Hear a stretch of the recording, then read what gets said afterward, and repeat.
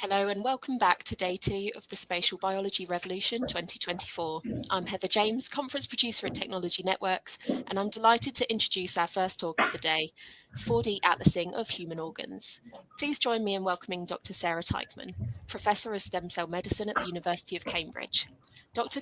Teichmann completed a PhD in computational genomics and has since led many research teams prior to her professorship. Notably, she was appointed head of cellular genetics at the Wellcome Sanger Institute and co-founded the International Human Cell Atlas Consortium. Following the presentation, we will also have a Q&A session, and we welcome any questions that you may have. Please ask questions using the Q&A system to the right-hand side of the video player. And without further ado, I will now hand over to Dr. Teichmann to begin her presentation. Thank you, Heather. It's a pleasure to be here, and I'm excited to be telling you about our cell atlasing, assembling the human cell atlas in 4 dimensions. These are my disclosures, and I'll start with a bit of history where over 20 years ago, Sidney Brenner in his Nobel lecture said, we need a program of making maps of cells and maps of how cells talk to each other. The cell map project, for which we don't need a model organism, and what he meant by that was that we can simply study ourselves, the humans, will be one of the things to occupy us for the next few decades. And really, at that time, kind of at the early sort of 21st century, was when there was the completion of the Human Genome Project. And what Sidney said was there's no simple way to map organisms to their genomes. The correct level of abstraction is the cell. And the cell is at once, an interesting intermediate concept because it's, of course, a map of the molecules within the cells, and then at the same time, a map of the cells within the organisms, because we obviously have tissue niches, tissue architecture in terms of the relationship between the cells. And I'm going to kind of come back to that concept of relationships between cells and cells within their niches, because, of course, we have within each tissue an interaction of a complex interaction between units of cells that really make up the functions of our tissues. And so that's why it's so important to understand the molecular identity of each cell type and cell state. And obviously these niches of individual cells are really defined by the complete molecular fingerprint of each of the cells, where there's so much diversity, for instance, in the different cells that make up the airways, the gastrointestinal system, the lymph or the immune system, the cardiovascular system, and so on and so forth. And although the genome is identical in every single one of the cells in each of the tissues, it's the detailed identity at the molecular level that makes up the difference between the cells, and then the interactions between the cells make the tissues. And it's basically tackling the complexity of, the roughly 37 trillion cells in our body has really been opened up by the resolution revolution in genomics. As you all know, we now have a plethora of different methods for high throughput, affordable sort of analysis of single cells and single nuclei with different single cell genomics, multi-omics methods. And the workflow is really to take a tissue sample, dissociate cells or nuclei, generate the data, and then analyze it to define in an unbiased way, in a discovery mode, basically the different cell states and cell types, for instance, in a cardiac sample. And hand in hand, what we're celebrating here is really the era of spatial biology, because hand in hand with the single cell genomics, we've had, of course, incredibly exciting technology development in spatial genomics methods, either sequencing based or imaging based. I'm not going to go into the huge amount of detail here, but it's really the integration of the single cell genomics with the spatial methods and data science, AI/ML, that allows us to then chart the landscape of a tissue in 2 dimensions and ultimately 3 dimensions by taking consecutive sections, and then defining again, in a comprehensive sense, the individual cells and their interactions in a tissue. And it's that spatial genomics that's really key to this cell mapping concept that I think Sidney had in his mind, and also the human cell atlas that has the atlas concept.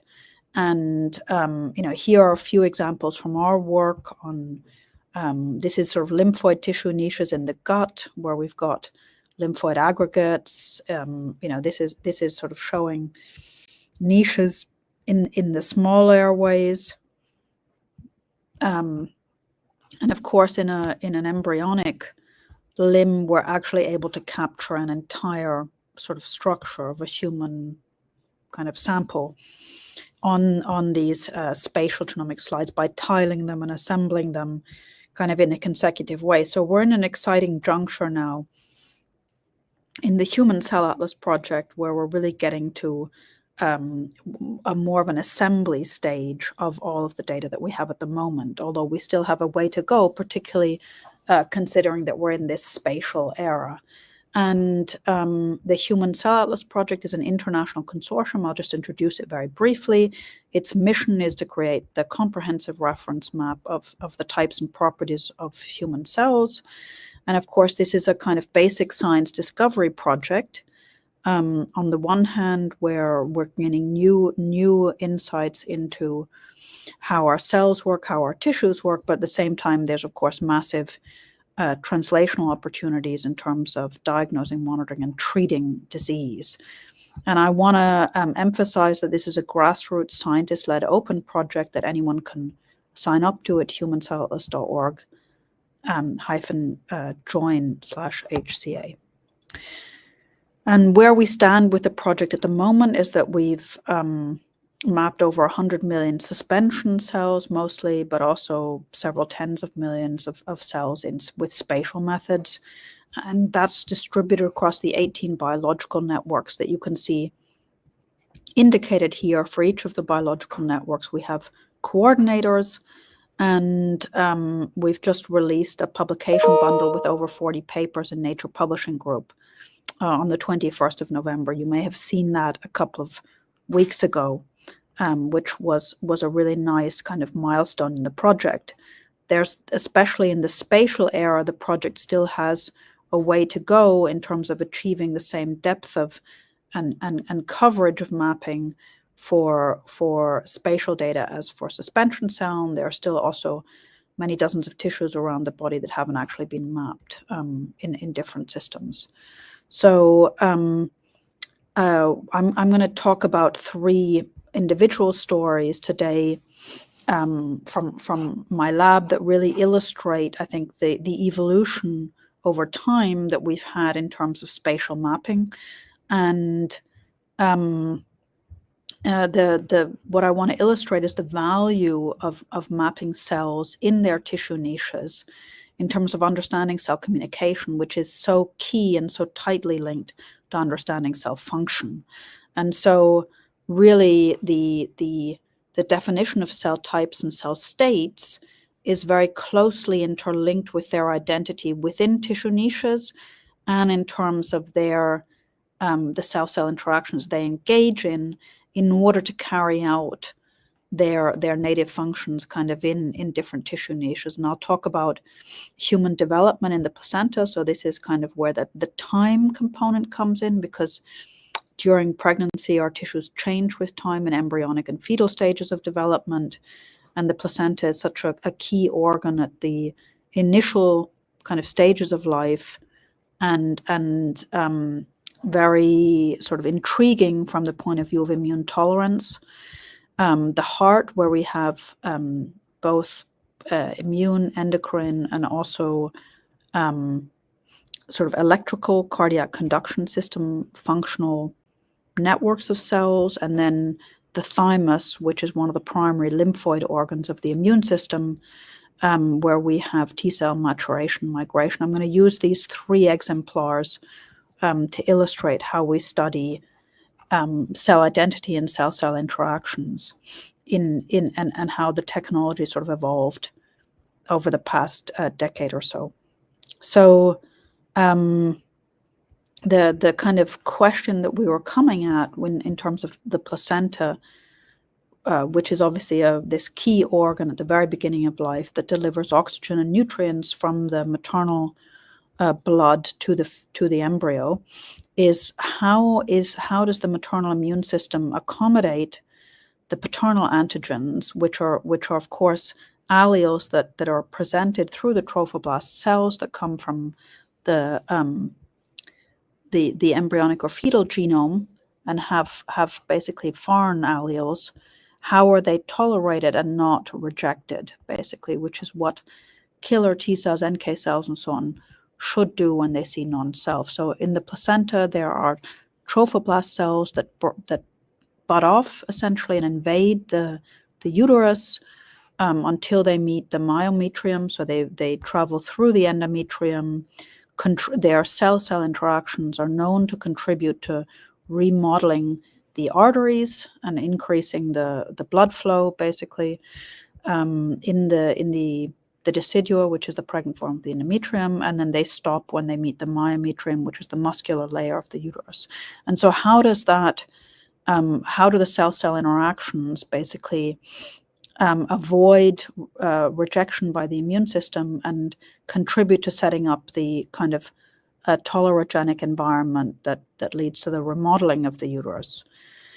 And so the way we tackled this in this Nature paper in 2018 that Rosa Venter-Tormo and Mirjana Efremova, who were two amazing postdocs in the group, kind of pushed this forwards. They're both independent PIs now and sort of rising stars in their own right in science. And the way they went about this was to combine single-cell analysis with conventional immunohistochemistry analysis of different tissue niches in the first trimester placenta.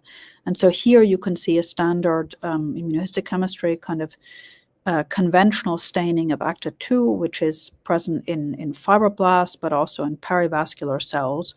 And you can see that from the sort of morphology and density of the tissue, there are clearly different tissue microenvironments that are defined by fibroblasts and also different vascular states. And what we can do is then essentially hypothesize or impute what the single cell transcriptomic profiles of these decidual stromal cells and these two different perivascular states are sitting in these different niches, basically. And so this is a kind of old school spatial approach, if you like. But it was already, got us quite far in terms of defining the hypothetical proximity between, for instance, specialized decidual NK cell states that we defined for the first time in terms of these different activation states and their full molecular fingerprint, and the putative cell-cell interactions that were taking place by hypothesizing the different tissue niches in this sort of way of bootstrapping between the genomics and conventional imaging-based modalities. And what we found was that there were for instance, special HLA, LILRB, HLA-KIR, and so on interactions, as well as enzymes that kind of reduced inflammation and kept the cells in check and set up this tolerogenic environment between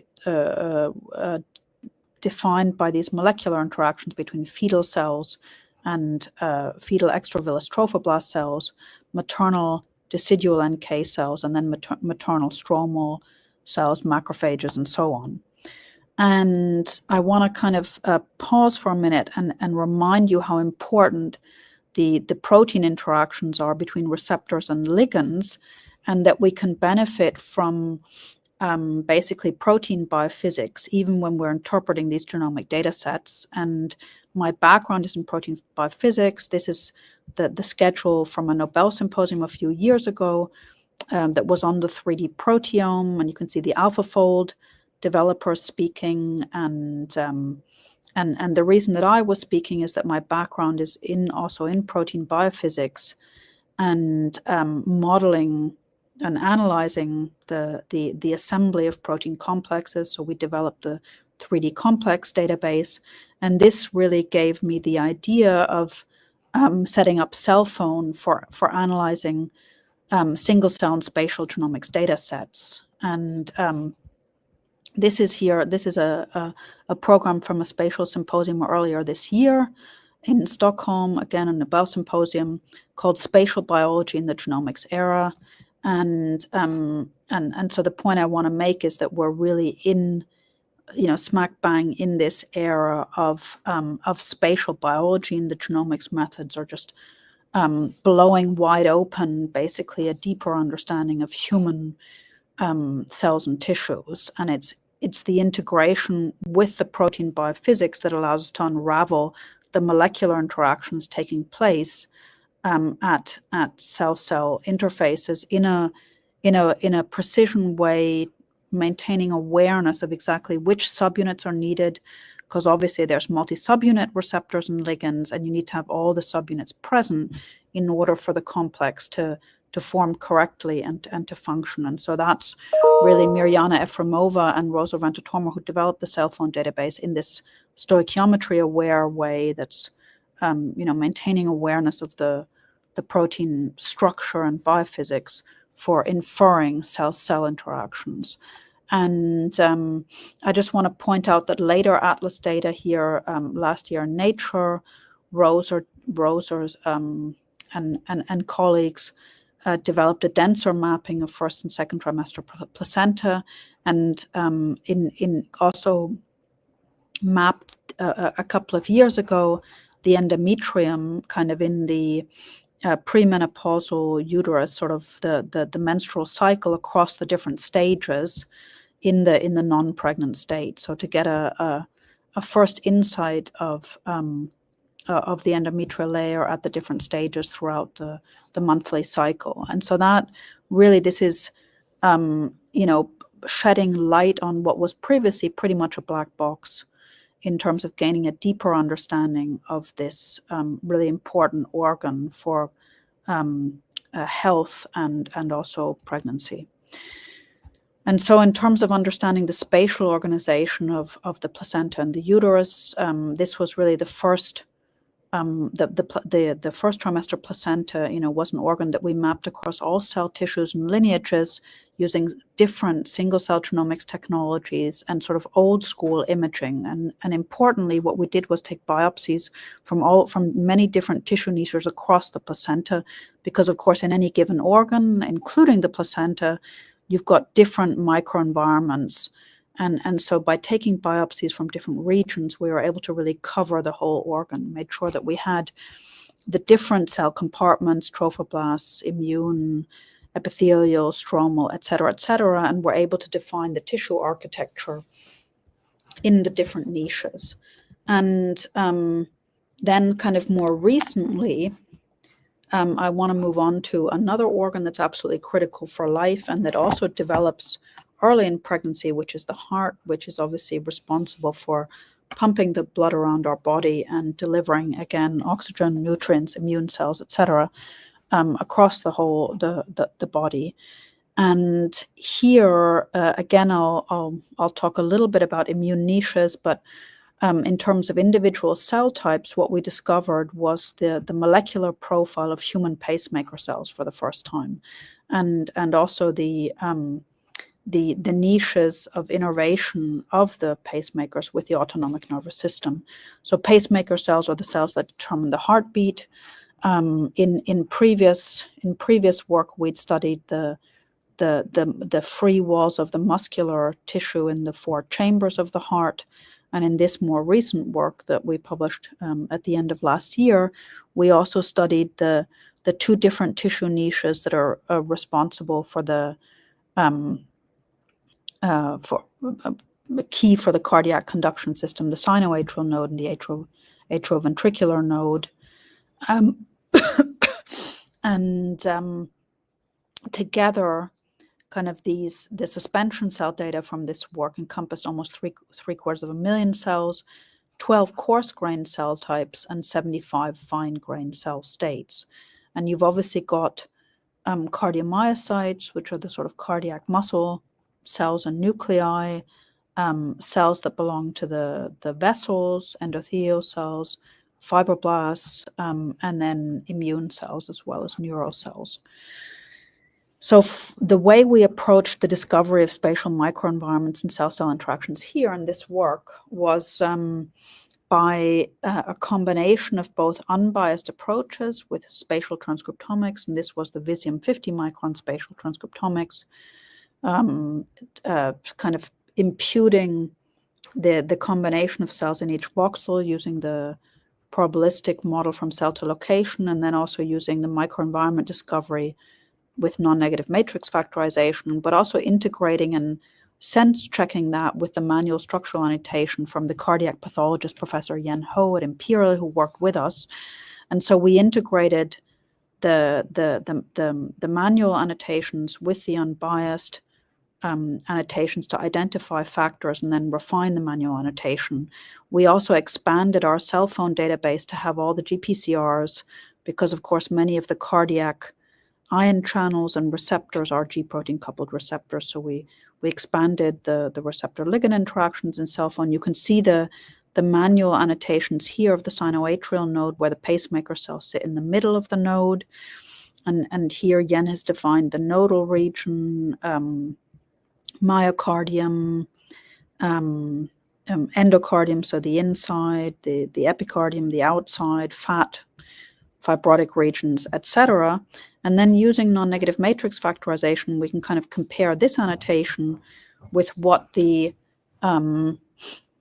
data-driven approach is discovering, which is the difference between cells, combinations of cells that sit in the center of the node versus the periphery of the sinoatrial node. And so this is really exciting because from a kind of a conventional histology, an expert is basically saying this is the nodal region, and from the genomics, what we're seeing is that the central region contains the pacemaker cells, fibroblasts, and neural cells, and then around the outside, there's another region that contains macrophages, fibroblasts, and adipocytes, and sort of insulates the electrically beating pacemaker cells.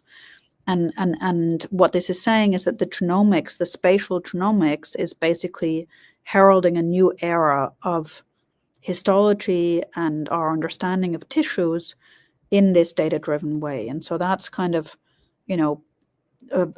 revealing exciting new and more detailed insights than were possible before.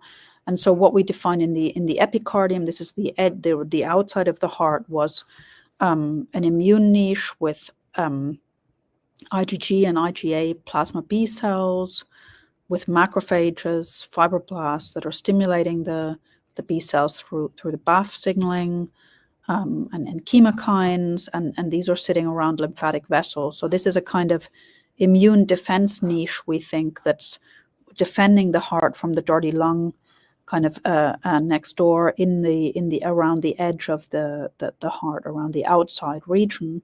And then the other thing to point out was that even in these healthy, quote-unquote, hearts from deceased transplant donors, there are microfibrotic regions that we define through macrophages, monocytes, and vascular endothelial cells and parasites signaling to activate fibroblasts and deposit collagens through TGF-beta, OSM, BMPs, and so on.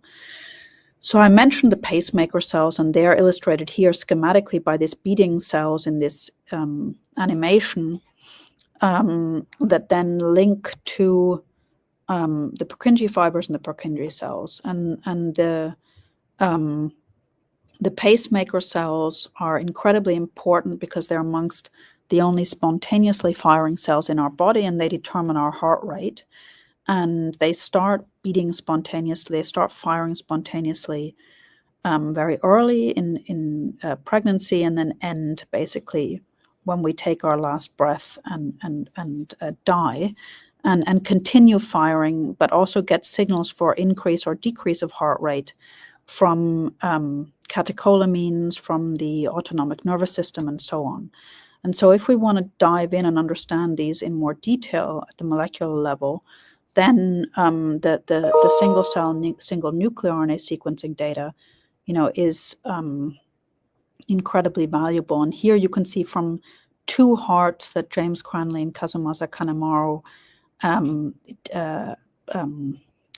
were able to collect during the pandemic. They found that the working cardiomyocytes are this huge cluster here, which is high in this sodium channel, whereas these less than 50 little cells here have high expression of a calcium channel, and that distinguishes them from the rest of the working cardiomyocytes.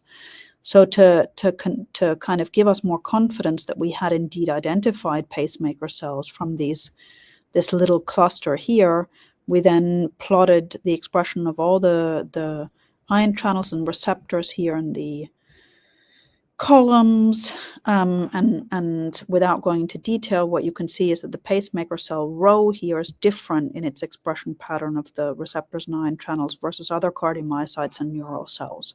And that's really the take-home message here, is that these are distinct and made us kind of convinced that these are pacemaker cells. We also saw them map inside the nodal region, okay, and so that gave us more confidence. These are the pacemaker cells. They're mapping in the center of the nodal region. And that then gave us confidence that this niche, which also has fibroblasts and neural cells, is the pacemaker niche, and which we validated. This is Anna Wilbury-Clark and Shani Pereira kind of imaging the pacemaker cells, glial cells hugging the pacemaker cells in yellow here. And we can sort of reconstruct a model of this really key niche inside the body that's so hard to find. It's a tiny region of the heart, and it's positioned in a slightly different place from person to person. There's a lot of variability, and we can define basically also expression patterns of the neurons innervating these glial cells that are around them, fibroblasts, and specific matrix that's deposited in the vicinity. So there are obviously drugs that target these pacemaker cells in order to speed up or slow down our heart, so-called chronotropic drugs.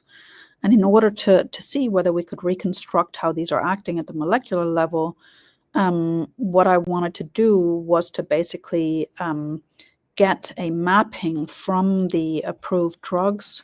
And we extracted these from the publicly accessible Chembl database from our neighbors on the Genome Campus in the EMBL European Bioinformatics Institute, and then map their targets against the cell types in the heart data set. And what we found was lots of expected things, but then also unexpected patterns, like the liraglutide and semaglutide basically matching to these GLP-1 receptor. And what this suggested to us was that the mechanism of these diabetes and obesity drugs that are acting through this receptor that's actually in the gastrointestinal system and in our brain, and reducing hunger, is that the mechanism of action that's been reported clinically as an increase of 6 beats per minute in clinical observations of people who are on these drugs, is that effect could be mediated in surprisingly, the mechanism could be direct rather than indirect via the autonomic nervous system. And so this was really a surprise. We validated this in vitro using iPS-derived cardiomyocytes. There's also a recent paper using the porcine system and published in Circulation that validates this mechanism in a pig model, so a large animal model. And so the point I want to make here is to summarize that the Heart Cell Atlas, like all of the Human Cell Atlas data, provides a molecular guidebook in terms of matching drugs to cells and cells to drugs, which can be helpful for toxicology, can be helpful for repurposing, and is also obviously a general concept that's relevant for genetic variants. It's relevant for viral entry factors, and it sort of emphasizes how precious this data is in terms of a molecular guidebook to navigating the cells and tissues in the human body. Again, just to sort of emphasize the cell-cell interactions that we see are proximal paracrine in immune reservoirs. I mentioned that epicardial niche that's defending the heart with the plasma cells, the cardiac conduction system, and the autonomic nervous system interactions. And all of those interactions are proximal and paracrine. And of course, the endocrine system, like the GLP-1 receptor, is signaling at long distances across the body. So understanding cells in terms of their proximal cell-cell interactions as well as their distant cell-cell interactions for how our organs are talking to each other and our entire physiology is regulated as an integrated system, is also basically being revealed through the human cell atlas. These are the people who did the work. I've already mentioned James and Kazumasa. Big shout out to our collaborators in London, Michaela Noceda, and also colleagues in Berlin, Hübner Group from the Max Delbrück Center. Of course, all of this work, like the previous project, is really thanks to the tissue and organ donors and their families were relevant. And that this work was published last year. So the last part, the last story that I'm going to talk about very quickly is about an immune primary lymphoid organ that's stuck to our heart. It's right next door. It's the thymus. And the thymus is the site of T cell development. It was only discovered as an immune organ in the 1960s, so you may not have heard of it. It's before that, it was just thought to be a piece of fat stuck to the heart, basically. Hematopoietic stem cells enter the thymus and then develop into mature T cells in the thymus, which exit and colonize the body. And of course, T cells are important nowadays also as therapeutics themselves in cancer and also more recently inflammatory disease. So the question that we are asking here, as the thymus is a relatively small organ, we collected multiple different modalities, single cell, single nuclear, spatial genomics, and IBEX imaging on the thymus at different developmental stages. And what we wanted to do was to model multiple modalities in order to really make an entire human cell atlas of a whole organ by integrating the data. And this is really where I see the human cell atlas efforts going, is to stitch together data sets. You can see here a 2D kind of assembly, to stitch together data sets to create models of whole organs. And in terms of the thymus, we basically collected data from different stages of fetal development and also postnatal pediatric stages up to a couple of years old. And some of this data was previously published in these papers. You can see spatial genomics data here, and then imaging data from Ron Germain, Andrea Radke at NIH, and then rare site data with a 14-plex antibody. The IBEX is 44-plex antibody, single-cell RNA sequencing, and also site sequencing with a 143-plex antibody panel of individual cells, as well as TCR and BCR data. And the way Nadav Yayon kind of achieved the integration of all those diverse modalities was by projecting them onto a single nonlinear axis from the outside to the inside of the organ. So basically, the thymus is divided into individual lobes.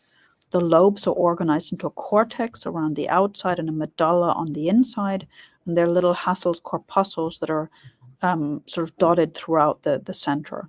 And so to project the different types of data onto one model of each lobe, basically he defined landmarks, the outside edge, the corticomedullary junction, individual Hassel's corpuscles, and so on, and then defined a nonlinear axis for distance between the landmarks from 0 to 1. And that basically yielded a beautiful model of simplified model of the thymus as in terms of sort of like layers of an onion, defining different layers. And this was on bioRxiv. It's now published in Nature, and it basically allowed us to model T cell maturation along this axis. And so just to kind of very simplistically at a high level, sort of give you an example of how we can model T cell migration. The T cells sort of enter at the corticomedullary junction, and they travel around to the edge of the cortex and then back inside into the medulla. And as the developing thymocytes go on their journey through the organ, they're basically seeing different signals in different tissue niches as they go from the outside the capsular region to the cortical layers, and then inside to the medulla. And in each layer, basically, the signals are coming from epithelial cells, fibroblasts, immune cells, vascular cells, and so on. And we can sort of model these cytokine and signaling gradients in terms of the intensity of the signal in the different layers. And then sort of compare the fetal developing thymus versus the pediatric thymus, the mature organ after birth, and see whether the signals that the cells are seeing are different. For instance, is CCL25 different in pediatric stages, which is shown in orange, versus fetal stages, which is shown in blue? Equally, CCL19, a chemokine, is it different in the fetal stages, higher in the fetal stages than in the pediatric? And the reason that this matters is that the T cell output is slightly different during development, where it's contributing to the T cells, the more innate kind of fetal T cells are contributing to sculpting our tissues during development versus after birth. They do also contribute to tissue homeostasis, but of course also play a role in immunity. And so we want to understand whether there's a difference in the sort of vector of signals. And if we look at this from a cell point of view, we can see, again, in the fetal versus the pediatric thymus, plotting the abundance of different stages of T cell maturation, basically in the different layers of the thymus. We're modeling it in terms of this layered kind of simplified model, and then checking whether the journey that the cells go on is the same in development as after birth. And you can see that there are, while there are a lot of similarities, there are also differences. For instance, if you look at the early thymic progenitors and the double negative stages, they're differently distributed in the fetal thymus, where they kind of go sort of from to the capsule very quickly, whereas in the pediatric thymus, they linger kind of for longer inside the medulla before going outside, and then sort of continuing on their journey, basically, as it were. And so understanding these in a quantitative way and comparing the maturation trajectory, basically in a spatial sense, is made possible by this organ axis modeling framework for the first time. So the major findings from this work are include kind of the insights that I've just given you, also the medullary organization around Hassel's corpuscles, which are really fascinating structures that express specific gene families, specific keratins associated with our skin, and that are highly associated with particular thymic epithelial cell subsets. So this is the kind of the region of the thymus where the T cells are being trained to tolerate self-antigens, and the T cells that recognize them are killed off. So it's negative selection. In the cortex, it's more positive selection that happens. And then another kind of major finding from this work is that the T helper cell lineage basically exits the thymus earlier, which is in line with what's been found from mouse experiments with live cell imaging. The killer T cell lineage kind of spends longer in the cortex, which also helps to explain why the VDJ repertoire is different in these two cell lineages. Here are the two I've mentioned, Nadav Yayan, also Veronica Kedlian, who was sort of the dream team that spearheaded this work, together with Mas Hanifa's lab at Newcastle, and our collaborators at NIH that I've mentioned, also Gigi Notarangelo, Tom Teichmann in Belgium, and then the two pediatric hospitals, Freeman Hospital in Newcastle and Grey Ormond Street, and the Human Developmental Biology Resource for the tissue. This came out in Nature a couple of weeks ago as part of the Human Cell Atlas publication bundle, and all the software is on GitHub. So just to sort of summarize again the importance of spatial biology in terms of understanding cell types and cell states within their context of tissue niches, paracrine cell-cell communication, as well as long-distance endocrine interactions. And the three examples that I've given you is the tolerogenic niches in the placenta, the different tissue microenvironments in the heart, including the cardiac conduction system and its regulation, and then the modeling of an entire organ using this organ axis framework, making a cell atlas of the thymus in fetal and pediatric stages. I want to finish there, say thank you, and take any questions. Thank you so much, Dr. Teichmann, for that fascinating presentation. I'm sure that everyone enjoyed it just as much as I did. And we have already had some excellent questions come in for you. So I'm going to start with the first right away. And that is, how many cell types are there likely to be in the human body? Okay. So, as I said, we're still far from mapping the whole human body in a comprehensive sense, but what we've seen already from data on the mouse brain and the human brain is several thousand cell clusters. So we don't know what each of them are, but they're defined in a data-driven way. And if you integrate basically across all the other internal organs in the body and tissues, then we are likely looking at thousands and thousands. Yeah. So. Excellent. Thank you so much. Another question that we've had here is, how long will it take to complete the human cell atlas? Well, we've been going, so as I mentioned, we started in 2016, so we've been going for 8 years. We had the pandemic in between, which kind of sidetracked us a little bit, but was also, really interesting for the community, and we rose to it. I estimate another 5 years, basically, for us to work together to get towards a more comprehensive suspension cell and nuclear and spatially resolved atlas across all the major tissues of the body. Fantastic. Thank you so much. Another great question that we've had here is, what strategies do you use to distinguish between the different cell states and functional subtypes? It's a good question. I mean, there's both data-driven approaches that I mentioned, which are related to sort of defining clusters.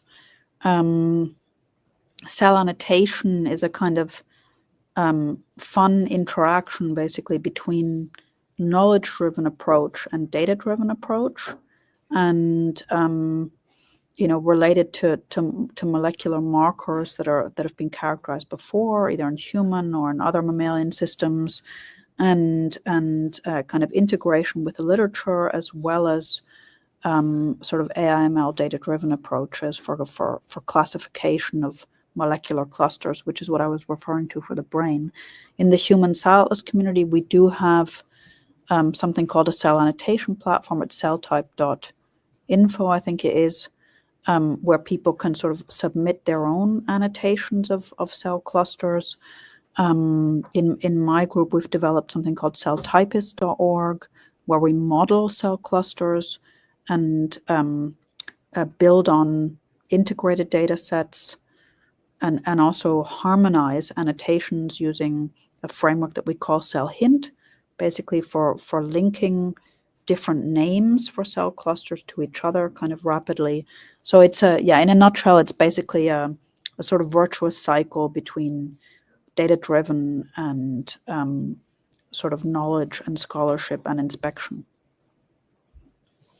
Fantastic. Thank you so much. And I think we've got time for just one more question here. And this one's really interesting.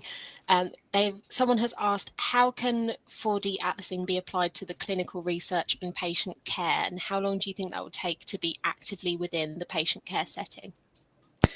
So there are a lot of ways in which it's already kind of impacting the drug discovery process. And I think what this person may be alluding to is sort of diagnostics in clinical care. Obviously, at the moment, these technologies are still expensive, and so they're not routinely used for diagnostics. But where they are useful is in development of new biomarkers and development of new diagnostics, which are then sort of rolled out with more affordable, scalable methods. And so if you go to clinicaltrials.gov, what's really fascinating is that there's the number of clinical trials that have these technologies registered kind of for investigation, the trial, if you look at single cell technologies and so on, is increasing kind of every month or every week.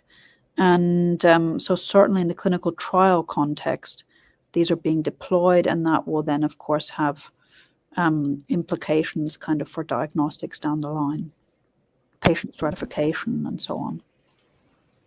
Excellent. Thank you so much, Dr. Teichmann, for your insightful answers. Unfortunately, that's all that we have time for today, but we really appreciate you taking the time to share your expertise with us.